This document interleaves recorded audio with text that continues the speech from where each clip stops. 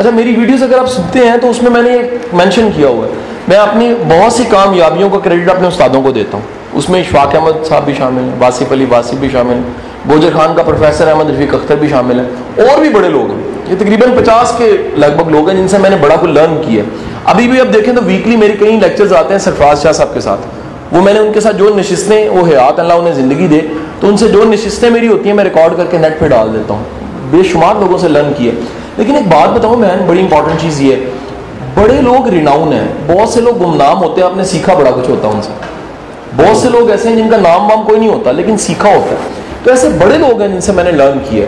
इसके अलावा गोरा बहुत ज़्यादा है, क्योंकि हमारे लोकल में सेल्फ हेल्प पे काम ही नहीं हुआ। स्टीफन कुवे के मुकाबले का कोई दानिश्वर मेरे पास है ही नहीं।